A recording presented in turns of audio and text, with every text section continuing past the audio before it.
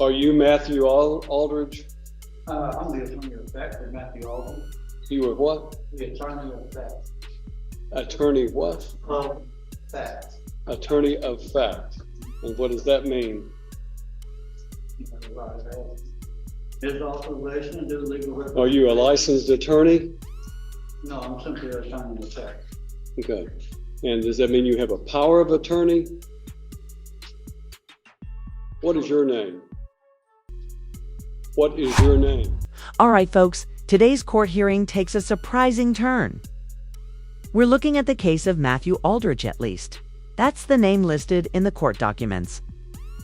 But the man standing at the podium has other ideas. He claims he doesn't have a name and refers to himself as the attorney of fact, which, to be clear, isn't a recognized legal title.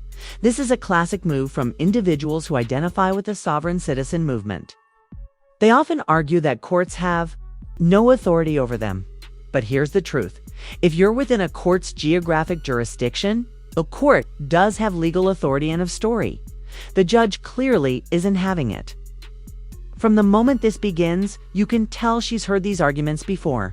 She wastes no time shutting it down. The way she handles it by the end is nothing short of brilliant. Let's take a closer look and watch how this all unfolds. My name? Yes, sir. I don't have. You don't have a name? Pardon? I'm the attorney of fact for the respondent mayor. Well, let me explain to you. Only an attorney at law can stand in court and represent a criminal defendant. And to do so otherwise violates the criminal law statutes of the state of Tennessee and could land someone who attempts to represent themselves as an attorney at law in serious trouble. I understand what you're saying. I understand you're saying an attorney in fact. And what I want you to understand is that if you have a power of attorney, then you need to demonstrate that power of attorney. Do you have a legal document called a power of attorney? No, I do not this time. Okay. Then you don't have any authority to act on behalf of Matthew Aldridge in this court. You have no legal authority, nor do you have any authority through a legal document to represent or to act on behalf of Matthew Aldridge. Why don't we court just let me file this document? Show it to the bailiff and he'll show it to me. Apparently there's a copy here. Well, now, here's where it gets even more puzzling. The man claims to be an attorney of fact and tries to support that by handing the judge a piece of paper. Fortunately, he didn't see it on camera. It happened during a slower moment, but the document quoted what can only be described as a fabricated law. According to him, this so-called law gives him the authority to represent Matthew Aldridge. Let's clarify something. Real attorneys must be licensed by the state and follow formal legal procedures. There's no such thing as DIY legal credentials, based on a self-printed document. Yet this type of argument is all too common among sovereign citizens, who often claim courts have no jurisdiction over them, as if simply rejecting the law somehow exempts them from it. Spoiler alert, it doesn't. Courts function based on established laws, not personal beliefs or fictional statutes. And in this courtroom, the judge is making it crystal clear that she won't indulge any of it. Honestly, I can't tell if the sovereign citizen movement is gaining steam, or if I'm just running into more of these cases than usual. What do you think? Are these incidents becoming more frequent, or is it just coincidence? Let me know in the comments. All right. Well, I find that Matthew Neal Aldridge has failed to appear personally in this court for the plea day on his case, which is set for trial tomorrow. And as a result, you have no standing, sir, under what I know what you're trying to do is to try to use the sovereign citizen approach to this situation. And I'm simply telling you that you do not have the right to represent Matthew Neal Aldridge. If you are in fact Matthew Neal Aldridge, then you need to say so and stop this nonsense, because what you're attempting to do has no legal effect. You cannot challenge the criminal law or the jurisdiction of this court by simply filing some legal mumbo jumbo having to do with civil litigation. That has civil litigation in it. It is not a criminal case that you have cited. So it has no effect on this court regarding the criminal statutes of this court. This court is empowered under the Constitution of the United States of America and the Constitution of the state of Tennessee and by the duly elected citizens of Cheatham County to empower and enforce the laws of the state of Tennessee. And that is what I'm going to do regarding Matthew Lynn Aldridge. Mr. Aldridge is set for today to appear in court personally on what we call our last plea day before his trial date tomorrow. Is that an Article 3 trial? To what? Would that be an Article 3 trial? A trial by jury with jury? It would be a trial by jury, certainly it would be. But I don't know who you are. And I don't think you have any authority if you are not Matthew Lynn Aldridge to appear before this court. And you're wasting valuable time to all of these other citizens who are here today. So when I'm talking, you stop talking. No, you will when I'm finished talking. You are wasting the court's time by doing this, and I'm just simply instructing you that if you are in fact Matthew Lynn Aldridge, then this is your last day to settle your case. The trial date is set for tomorrow, and unfortunately it will not go forward because of the fact that I have a conflict and I have to be in Stewart County on a civil matter. So we're going to assign a new trial date for Matthew Lynn Aldridge. All right.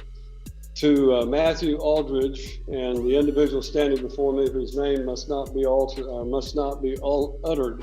The way this judge handled the situation was nothing short of exceptional. He remained composed, focused, and assertive, dismantling the man's bizarre attorney of fact claims without ever raising his voice. From the very beginning, it was clear that the judge wasn't going to allow his courtroom to become a stage for fringe legal theories or sovereign citizen theatrics. You could sense that the judge had seen this kind of behavior before. When the man began citing fabricated laws and refusing to even acknowledge his own name, the judge calmly but firmly pushed back, exposing the absurdity behind the argument. One moment that stood out was when the judge noted that the defendant couldn't even utter his name. It was both humorous and telling, especially since most judges tend to remain fairly stoic and reserved. That slight moment of levity highlighted just how far-fetched the man's claims really were. In the end, it just reinforces the reality. These courtroom stunts are not only ineffective, they're counterproductive. Judges aren't swayed by theatrics. They're guided by the law. Then we will set a July 15th trial date for Mr. Aldridge. Whatever this document is that you have filed is in fact invalid because it does not cite any valid criminal statute, and therefore I'm denying whatever that might be in the way of a motion. The trial date will be July 15th. The last day for Mr. Aldridge to enter a plea or go to trial will be July the 8th. July the 8th. Now, we're going to give you a card. If you are in fact Matthew Aldridge and you're just playing games with the court regarding this nonsense that you filed, then you may get this card and you may go on about your business. If you are not Matthew Aldridge, then I would suggest to you relay to Mr. Aldridge that he must appear on July the 8th, or a bond revocation will take place, and his case will be will take place with him in jail, incarcerated on the 15th. That's the judgment of the court. You need to take your piece of paper and go on about your business. Full sovereign citizens really are a unique breed. These are people who genuinely believe they can opt out of the legal system just by declaring they don't recognize the government's authority. You'll hear them rattle off terms like common law or the UCC. That's the Uniform Commercial Code, but they fundamentally misunderstand what those laws actually mean. So to be clear, courts operate under federal, state, and local laws that are rooted in the Constitution and have stood the test of time. There's no magical loophole where you can declare yourself exempt from the law. Yet here they are, showing up in courtrooms, pushing bizarre legal arguments that ultimately waste everyone's time and earn them nothing but a criminal record. Legally, their entire defense collapses at one key point: jurisdiction. Courts have authority over anyone within their geographic boundaries, period. No amount of legal fantasy changes that. These stunts might sound clever in an online echo chamber, but in a real courtroom, judges don't even blink before shutting it all down, trying to dodge taxes or dismiss a speeding ticket. Using these tactics doesn't just fail, it can land you in even more trouble. Judges have seen this routine before and they're not amused. Honestly, I don't know why they keep doing this. Do they truly think they're outsmarting the system? Or is it just some strange form of rebellion? Either way, it's not brave or clever, it's just sad. They're not fighting the system. They're making fools of themselves. Anyway, that wraps up my breakdown. If you enjoyed this video, be sure to like and subscribe. And let me know your thoughts on sovereign citizens in the comments below. I'd love to hear what you think. Thanks for watching and take care.